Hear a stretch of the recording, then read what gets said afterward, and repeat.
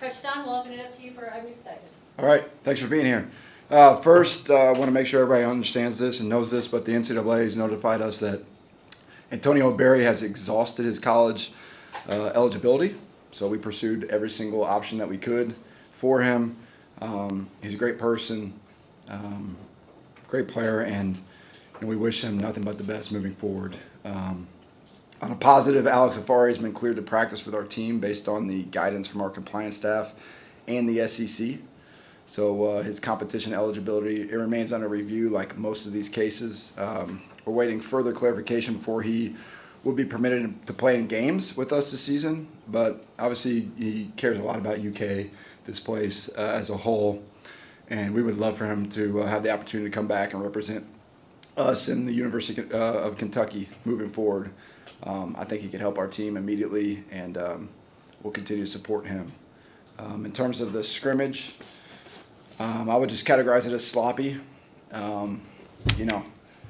There's a lot of reasons why, so I typically let the tape tell me the story. I'm not going to let weather or heat play a factor into why it might look a certain way, because ultimately this is going to be the temperature for the first game. We're on turf.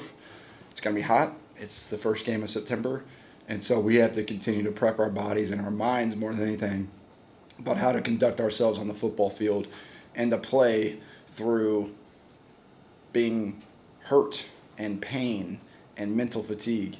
The best teams do. Championship level teams do. So we are, based on today, we're a little bit of ways away from that standard, but we're going to continue to push this week and to get ourselves prepped for Monday practice. We're going to have an opportunity to watch the tape tonight, get the guys up here tomorrow, and then get after it again on Monday. So, we have some work to do, but hey, that's what you sign up for, and that's why you practice. So with that, I'll open it up to any questions. Well, did you all get any word from NCAA before you took Antonio? Because I know he graduated in 2021. There's kind of walk us through that maybe if you could. Yeah, it's quite the process, but I'm wishing him nothing but the best. It's unfortunate, but we have to move on from it. What kind of shape is Alex in? I think he was in rookie minicamp with the Packers, but how quickly can he get up to speed? I mean, I think he's in fairly good shape. He was a Division I athlete not too long ago, and he was in a NFL rookie camp, like you said. So he's had to stay in shape. And I think since all these findings have been coming out, he's obviously been excited. So, I'm sure he's been working even harder to get himself ready for practice. Aside from the mental stuff, is there anything you really want to see your guys clean up or fix before kickoff? Yeah, I mean, we're still, I'm slow to really judge where we're at, because I know there's still installation that's going on. There's schemes. There's trying to perfect those. And, when you're trying to think on the football field, you usually slow down and play slower because you're trying to think. And then, other elements are out there, and, you're down some bodies in certain spots. You're playing a lot of reps. It just, that fatigue takes over. So we have to make sure that is not the case while we aren't playing the way to our standards. So it starts with playing clean.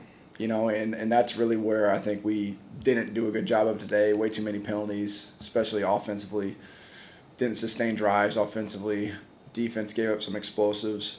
So it was not up to par for us currently. But to me, I always look at what's good, and the opportunities is that we're still 21 days out. We're not playing today or tomorrow, so we got time, but time's ticking. So we got to get the train moving. You've seen a lot of first scrimmages. I mean, is this par for the course, or you haven't seen it as a head coach? But I mean, you know how teams are and how they look now versus the first. Yeah, I mean, I remember my first fall camp scrimmage out at Oregon with Bo Nix and 7 NFL players, and I don't think we scored a touchdown, and we ended up leading the country in scoring. So that's why I'm more disappointed in our guys' enthusiasm coming out of the tunnel. First time in Kroger Field, in the stadium. It seemed like we let outside factors dictate how we were going to play today as a whole, starting from the way that we stretched, the way that we did our pregame, our 7-on-7, and so that bled into the scrimmage and ultimately did not produce winning football for the majority of it. So again, we got opportunities to improve over the next weeks to come and ultimately the rest of the day. Coach, did you learn anything today about the QB2 room? Yeah, I think that started to shape up a little bit more. Kenny obviously got the majority of the reps. Callum got a significant amount of reps as well, and I think there's still a battle between those other three guys. So I think the next week or so will start shaping up, and then once we get closer to the game, we'll end up making sure that we have a true two. Just going back to Afari real quick, do you have any indication as to when there should be some clarity of, when he might be eligible and what that means as far as getting ready? I don't. Again, it's all still a little bit up in the air. We just want to make sure that we're ready for the moment, if and when it happens. So, just working with our athletic department and compliance to make sure that we're doing everything that we're supposed to be doing. So, excited about it, but I'm not gonna, think too far ahead on that. Just really try to make sure we're doing a really good job today. Well, how do you feel about the running back depth as you continue to kind of make sure you get CJ and Javante? Yeah, I mean, CJ was out there pre-practice looking really good. Our training staff and our return to play staff really like where he's at. So he'll start getting more real practice in this upcoming week. Jason Patterson, we kind of held him. He's got a lot of carries over the last 3 weeks, so we lessened his load today, so it wasn't a lot, but he's done a really good job. Martellus Carter, does some good things out there. He's got to continue to know what to do. When he knows what to do, he can play fast. Deuce had some explosive runs today with the second group, the white group, and then we're continuing to build up Amir and some of those other young guys.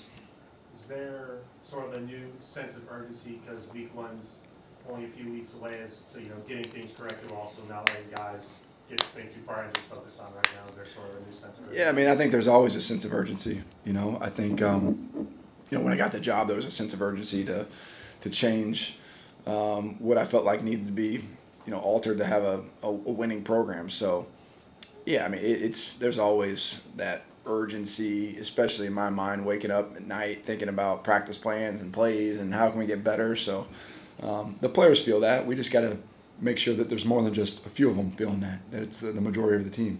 Will, there was a highlight of Jacaden Ferguson making a diving kick. What have you seen from him so far? He's tough. He practices every day, hasn't missed a rep. So I'm really excited about him.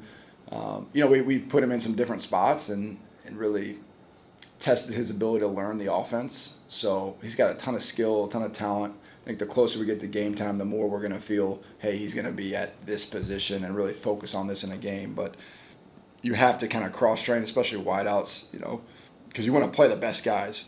You can't say, hey, this guy's the backup slot just because he's the second slot. No, can Ferg go in there and play slot if Darby's not in there? Can Prince play slot? So that's what we're really trying to press with Ferg, but he's done a really good job this camp. I'm excited about him. Well, going back to the running backs, it feels like every time you're asked about two JUCO running backs, Amir and Jordan, they're always just grouped together. But can you kind of break it out and say anything individually you'd like? Yeah, I would say Amir's farther ahead than Jordan. Amir's got some real juice. He's really tough. It took him about 3 days to learn what to do. And some guys it takes 3 months. So that was really impressive. It means his football IQ is up there.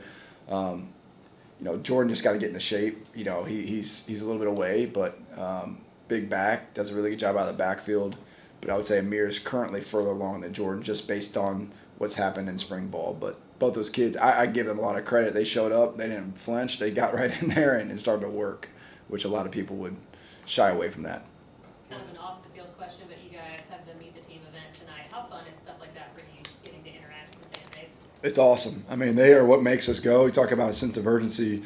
I want our team to look a certain way for Big Blue Nation. They are the heartbeat of our team, of our university. They make this thing go, and without them, we're nothing. So the ability to see, kids, men, women, everybody that's here to support our players, it's big. Well, some of the issues that bother you today, how much of that is, in your mind, a lack of leadership, or is that oversimplification? Because you do have a team that's still trying to learn each other. Yeah, I mean, I don't think it's like leadership. It just felt like survival out there a little bit. Instead of attack mode, it was kind of, hey, it's hot, man, we've been practicing a while, instead of, hey, we get to go in Kroger Field and go get to work, And so it'll be addressed and we'll improve and we'll have a better week because of it. So, practice a lot of times is to get things wrong and to figure it out. and to grow. And so that's what we're going to do. We're going to take it and we're going to grow from it and improve because it's going to be here before we know it. Well, coaches often say that it's hard to determine sometimes in a scrimmage situation how the overall team's doing. Was the defense part of the issues today? I mean, I think there was good plays on both sides of the ball, but I would say in terms of like the blue group, which is our first team, I would say the defense won that side. The white was a little bit more even. There were some big plays on offense. But as a whole, I just didn't like how we started on offense. Just urgency, in and out of the huddle, breaking, the things that we can control. You know, can't control what the ref does or a tip ball or all this other stuff, but we can control our tempo, we can control our urgency in and out of the huddle, we can control our demeanor, and that's what I didn't really feel. So, and this is not a theme of all camp, it was today. So, but good thing it's happening today and not, tomorrow or the next day, so we can go correct it. Well, we heard a lot about DeMarcus Gardner in the spring. How has he kind of carried that into fall camp? Yeah, he's done some good stuff. He's continuing to learn our defense. You know, in this league, in this defense, in football, you can't just say I'm a man-to-man corner. Mike, you got to play vision 2. You got to play third. You got to know your assignments. You got to have bunch checks. You can't just guard this dude. So that's where he's got to continue to grow his game. But when he knows what to do, he plays well. So it's not just all about talent or ability. It's about understanding your assignment. So he's made some plays. He's got to continue to grow.